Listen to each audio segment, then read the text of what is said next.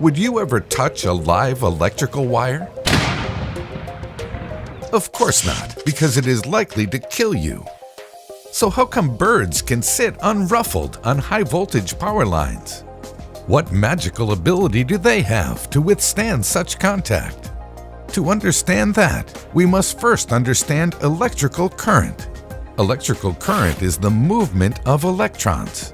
These electrons travel from the power station to your house through the mains. They then move through the power lines, through your electronic devices, and eventually return to the mains.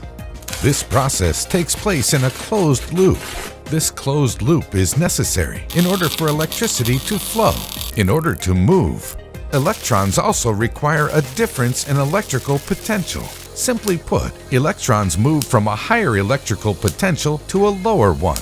Imagine a bunch of balls on top of a hill. If they are not blocked, they will roll down any path that becomes available. This is similar to how electrons move from one electrical potential to another. But when a bird sits on a wire, both of its feet are at the same electrical potential, so the electrons therefore have no reason to flow through the bird's body. No moving electrons means no electric current. The bird is safe unless it suddenly touches another electrical wire, especially one with a different electrical potential.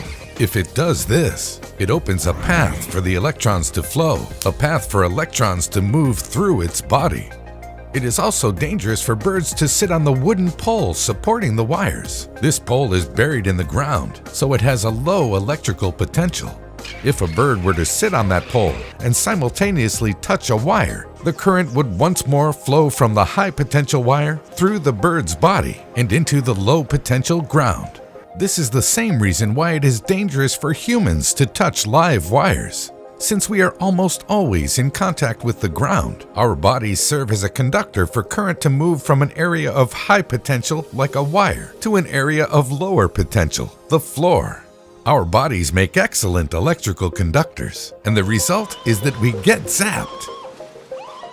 This is why workers repairing live electrical wires use insulating materials, such as rubber, in their clothing and equipment. Even their bucket trucks are properly insulated. These insulating materials do not conduct electricity, so the electrons are blocked from flowing.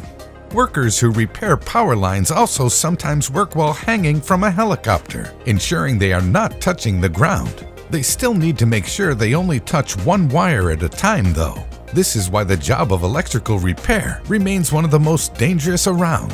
Which leads to our conclusion. It may be safe for birds to sit on electrical wires, but humans should stay far away.